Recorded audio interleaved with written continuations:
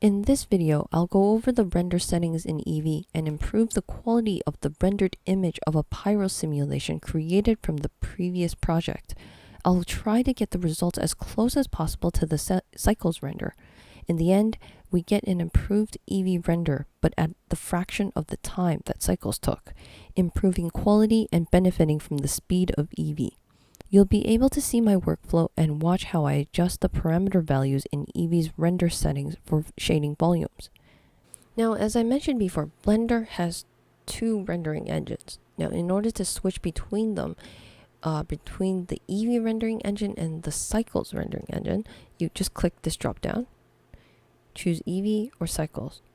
Now, Eevee is purely GPU based, so it completely relies on the GPU rendering. You can use the Cycles rendering engine just by clicking this. You can tell that it's significantly different. The Cycles I find that the Cycles is a lot easier to use. You can get really nice results with the Cycles.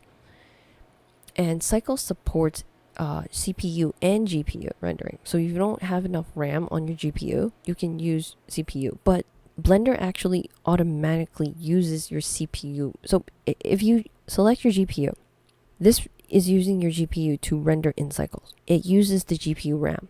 If you run out of GPU RAM, it will automatically use the CPU RAM. So this is awesome. So you don't have to worry a thing. As long as you have RAM, it will use whatever it can find. Now, Cycles is not as fast as Eevee, but it looks awesome. So if you like this, if you like quality, then definitely this is your thing. Eevee is so fast. Like this is like, let's give it a try. Let's go to Cycles. And let's go to render and render image. Okay, so now that's pretty fast as well. This only took 50 seconds. 50 seconds and 40.49th of a second. So that's not too bad. Now, but compare this. Let's see if we can save this. View image. Okay, I'm going to save this image. Okay, I'm just going to save it there. Let's come over here. Okay, I'm just going to close this. And come over here. I'm going to switch it back to Eevee. And I'm going to render it again. That's not even a second. This was less than a second. It's done. But it looks significantly different. I want to put it side by side. Okay, so this is the Cycles one. It looks significantly different. The Cycles has way more detail. There's more shadows shining on this. We can improve the Eevee rendering. So let's save this and mark this as a milestone. Sort of like Eevee. So this is the first try. This is the first pass. I'm going to put 1. Let's close this. Now let's try and improve this a bit. Come over here to the render properties. Now let's go to volumetrics. Expand this. Now it says tile size. If we choose a smaller value, sometimes if you're not sure what things are doing, just hover over it, the parameter value, and see if they have a tooltip. So it says lower size increase VRAM usage and quality. So if we lower this value, we can get a higher quality. So let's go here and let's put this lowest one. Let's put 2 pixels. So that's looking a little bit better. Let's see what it looks like when we render it out. So that's looking a bit better. So this is, let's see. This is what we started off with. You know, it's getting a little bit better. Now we need more soft shadows. Let's try and do this. Volumetric shadows. Now let's check this. So we want that. So that's getting somewhere. We're starting to see a bit of something. Now let's go insane. Go 64. Getting better. Let's 128. Okay. Now let's render this out. It's still very, very fast. This is the one we started off with. This is the one we have. Okay. Let me go left to right. So it makes more sense. So the left one is the one, our first try. The one on the right is after we improved the render properties. We decreased the tile size of the volumetrics. We have enabled volumetric shadows and increased the samples for the volumetric shadows. Now let's save this. Okay, let's go. Okay, I'm just gonna turn this off on the bottom since I'm not using this. In fact, I'm just gonna like make it go away. Shadows. You can change the cube size. So let's see what it does. Size of point and area shadow maps. Let's make it larger. Let's go 120, 1024. I'm not sure what. So it started out with 512. It looks more sharper. Okay, what's cascade size? Let's see. Yep, size. Okay, let's just keep it at that. Ambient occlusion. We want some of that. I'm not sure if this applies to volumes. Enable ambient occlusion to simulate medium scale indirect shadowing. Okay, let's increase. Let's increase this. Let's decrease. I think this should be as small as possible. Distance of object that contribute to the ambient occlusion. So we want this as small as possible. Because this is the distance that you want the ambient occlusion of other objects to affect it. So obviously we want as much objects as possible. Even though we only have one volume. We can add a plane on the bottom. And we can start to see a little bit more. But let's stick with this for now. And let's render this out. Oh, we can, one last thing that we can improve. We can improve the render sample. So this is like global values, or like it'll affect everything. So the more samples, obviously the better. So let's click this and let's go 128. Now you won't see this affect the viewport because this only affects the render view and the bottom affects the viewport. So let's come over here and render it out. So this is what we're getting here. Now the last one we had over here, let's compare it. Now that's improving quite a bit. Slowly, slowly, slowly. We're starting to see a bit more shadows and a lot more detail. Now let's compare what we have here. Let me save this as 3. Let's compare this to the cycles. Now, the one on the left is the cycle. The cycle still looks more fluffy. It still looks a lot better. This was 3 seconds. Even after increasing the sample size and all that, it's just 3 seconds. This here, the cycles one, was 50 seconds. Let's push it. Let's push the cycles. Sorry, the samples. Let's go 1024. Let's render it out.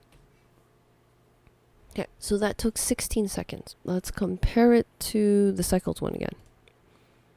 The cycle still looks a lot better. Mostly because of these shadows. We're missing all these shadow details. So let's try... okay, let me pull up... This is the previous Eevee render we have. It's not much of an improvement, even though it took a lot longer to render. So let's lower the sample size down because it doesn't seem like it's helping much. Let's close all this. So let's lower the sample size. So this 1024 isn't helping too much. Let's go back to 64. So that was what it was before. Let's go instead. Let's increase the volumetric shadows. Let's go 1024 here. Let's see if that will help. Not much. Still not much. Volumetric samples here. Let's try number of samples to contribute to the volumetric. So this, let's turn this up as well. Now I think that did the trick. It's even affecting the viewport. So let's turn this off.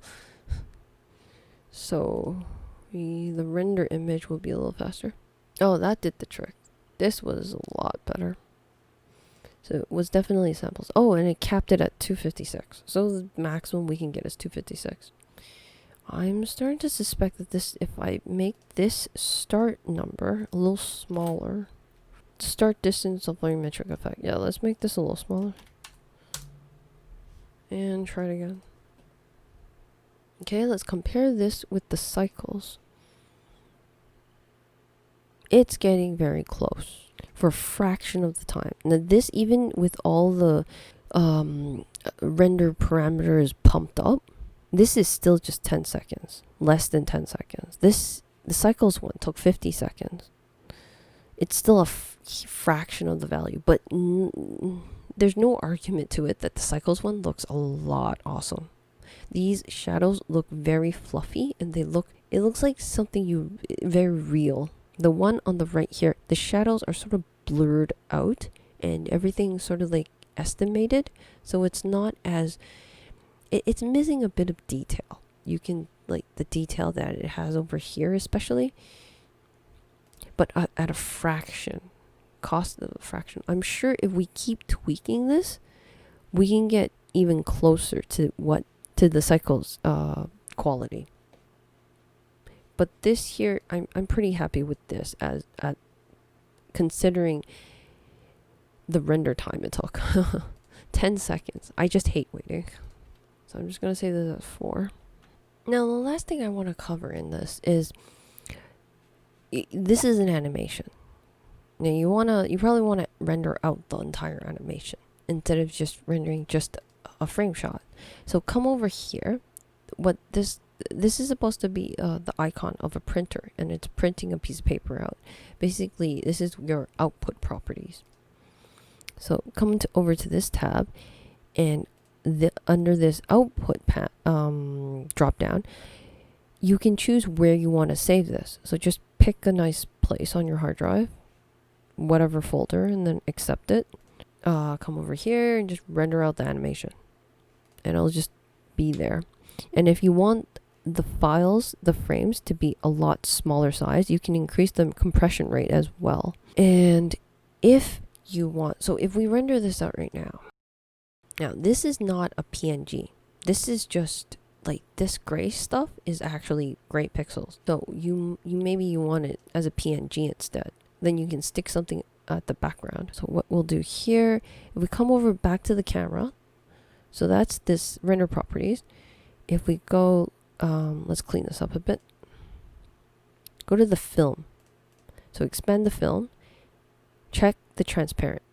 So before I do that, I'm gonna do the click this. So we'll see that. Click the transparent, and you can see that the viewport the background of the viewport starts to have these little squares. So if we uncheck it, so you don't see the squares.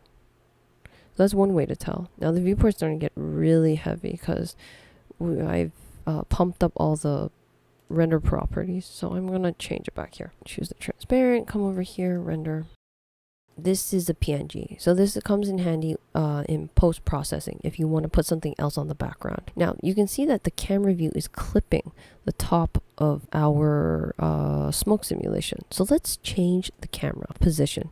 Let's collapse this bottom panel because I don't want it anymore. So again, right click this corner, drag it up, down to collapse it down. So let's zoom out and find our camera. Our camera's right here. Or you can click over here, left click that, the camera's right there. Now in order to transform, like move this around. Okay, let's do that little trick I had before. Let's make a panel here, so we can see what the camera sees. Tall camera, so that's what the camera sees. Let's zoom in.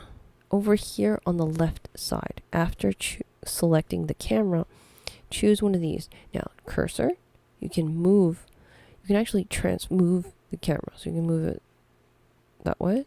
You can rotate the camera. You can scale the camera. This doesn't actually do much because scaling the camera does not affect the camera shot. Or you can have everything transform and rotate the same widget. One neat thing, I'm gonna select the move. Now one really cool thing of Blender is that, as you can see here, this axis is in the global axis. This is the global axis. So no matter how I rotate this camera and go back to this, this will always point up, which is not what I want. Because I want, say if I want the camera to go closer, move in this direction where the camera is pointing at. You would want, instead of the global, you would want the local axes. So come over here to this drop down here. You can change it to local. So you can see that the widget automatically jumps. And now this is pointing where the camera is pointing. So we can zoom in and zoom out, as you can see here. Let's move it over a bit.